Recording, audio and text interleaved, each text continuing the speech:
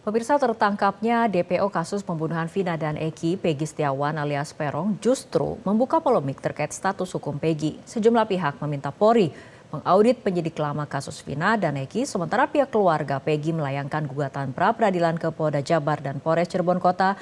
Dan untuk membahasnya, kita akan segera bergabung bersama penasihat ahli Kapolri, Irjen Polisi Purnawirawan Arianto Sutadi. Selamat sore, Pak Arianto. Selamat sore Mbak Desi, selamat sore Pak. Baik, Pak Arianto, kuasa hukum dari Peggy Setiawan sedang mempersiapkan gugatan pra-peradilan untuk tersangka Peggy. Ada sejumlah bukti dan saksi yang saat ini tengah disiapkan oleh tim kuasa hukum Peggy. Artinya kan ini keabsahan penahanan, penetapan status tersangka yang dilakukan polisi akan diuji. Tanggapannya seperti apa, Pak Arianto? Ya, itu sudah umum ya terjadi apabila di dalam satu penyidikan kemudian tersangka merasa bahwa tidak diperlakukan secara benar, misalkan melanggar peraturan ataupun kurang bukti dan sebagainya, itu dia boleh saja mengajukan pra-peradilan. Nah, pra-peradilan itu nanti tinggal dilihat itemnya, apakah yang diajukan pra-peradilan itu salah menangkap atau ditetapkan sebagai tersangka atau apa. Nanti kalau polisi di dalam menyidik itu selalu siap ya dengan menghadapi pra-peradilan itu. Karena polisi itu karena sudah diatur di dalam KUHP, aturan bagaimana cara memanggil, memeriksa dan sebagainya. Semua itu ada syarat-syaratnya ya. Dan itu pasti oleh penyidik sudah dilakukan di lapangan. Tetapi terkadang juga memang kadang-kadang terjadi teledoran. Maka ini untuk kasus ini maka berhubung ada gugatan pra-peradilan ya polisi pasti menyiapkan data-data ataupun persiapan dokumen-dokumen yang dibutuhkan untuk semua tindakan yang telah dilakukan. Jadi bagi polisi itu satu hal yang biasa ya, karena itu juga hak daripada korban ataupun tersangka yang ditangkap ataupun para penasihat hukumnya untuk mengajukan gugatan untuk mencari klarifikasi dan untuk mencari pembenaran bahwa apa yang dilakukan itu yang digugat oleh mereka itu dianggap benar, sementara polisi nanti pasti akan membuktikan bahwa apa yang dilakukan itu sudah sesuai prosedur.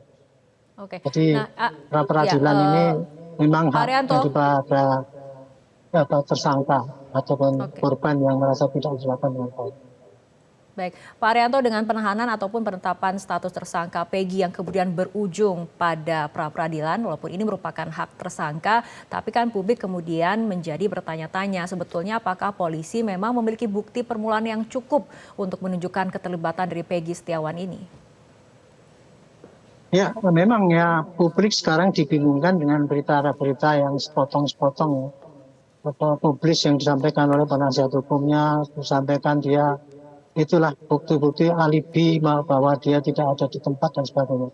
Tetapi kemarin di Krimum kan sudah mengumumkan dan Kabid Humas Polda Jabar juga mengumumkan apa-apa dasar-dasar yang sudah dipantangkan oleh polisi untuk menetapkan dia sebagai tersangka. Antara lain ya keterangan saksi, kemudian keterangan dari saksi napi yang itu membuka kembali bahwa dia itu menyatakan memang itu Peggy itu adalah DPO. Sedangkan kalau yang dua itu adalah tidak ada orangnya, sehingga Polda Jabar tidak mengatakan kemarin itu DPO-nya hanya satu ini, gitu. Tetapi di situ diterangkan bahwa bukannya dihentikan, tapi memang orang yang dua itu tidak ada, sehingga dia kalau dicari kemanapun pasti dia ada. Itu kalau berkaitan dengan DPO hilang. Tapi kalau ini baik. untuk dengan adanya berita-berita bahwa kurang bukti dan sebagainya itu kemarin polisi sudah lumayan tuh bisa memberikan keterangan secara gamblang. Biasanya polisi kan nggak mau itu diumpetin bukti-buktinya itu nanti hanya akan disampaikan ke kejaksaan. Nah untuk kasus ini publik tinggal menurut saya ya tolong sabar melihat aja nanti ya. Karena penyidikan yang disampaikan oleh polisi penentukan itu nangkep dan kemudian akan memeriksa kembali itu akan dikoreksi oleh jaksa nanti. Kalau jaksa nanti melihat berkas perkara polisi itu lengkap bahwa memang cukup bukti, pasti jaksa akan melakukan penuntutan. Tetapi apabila Baik, Pak tidak cukup Arianto. bukti, maka berkasnya harus pasti akan dikembalikan dengan petunjuk. Tolong periksa ini, cari bukti ini dan sebagainya. Jadi dengan penangkapan dan penahanan Peggy ini, polisi sebetulnya merespon apa yang menjadi keributan masyarakat selama ini. Katanya Oke, 8 tahun nggak ditangkap. Sekarang kok baik Pak ditangkap, Haryanto. sekarang ditangkap juga masih komplain, tidak Oke, baik mengaku. Pak Haryanto, tapi Jangankan yang mengenai sekarang, langkah yang dulu. Polda, Ya, ya Pak Haryanto mengenai langkah Polda yang menyatakan 2 DPO lainnya tidak ada ataupun fiktif, ini kan publik ataupun ini kan agak bertentangan dengan putusan pengadilan yang sudah inkrah. Ini ya, bagaimana sebetulnya ya, posisinya Pak ya Haryanto? gini. Jadi gini, putusan yang inkrah yang itu dibikin oleh hakim dulu itu kan berdasarkan daripada berita acara dan persidangan yang ada di selama dalam persidangan itu. Ya, sedangkan berita acara yang dulu polisi itu mengumumkan ya 11 tersangka, itu kan. Kemudian 3 DPO. Nah, 3 DPO ini berdasarkan dari keterangan yang 5 orang itu, gitu. Sehingga masih tercatat dan kemudian sampai divonis yang 8 orang, sorry bukan 5 ya. Dari 8 itu 5 orang yang mengaku menggigit itu sih 3 orang itu. Tapi kemudian kan ketika diputus itu tetap menjadi DPO. Tapi kemudian ini ya, ada pencabutan kesaksian bahwa 3 orang itu adalah DPO. Dulu itu ya.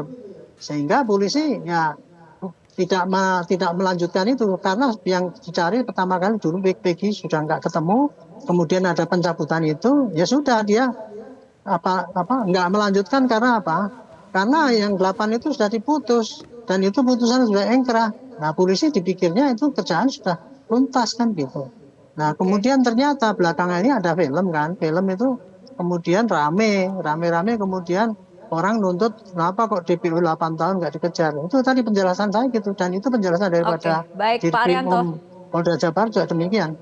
Gitu. Oke, baik Pak Haryanto, ada ataupun untuk kepentingan transparansi, ada kemudian usulan untuk melakukan eksaminasi atau melakukan audit investigasi. Menurut Anda apakah ini memang perlu dilakukan?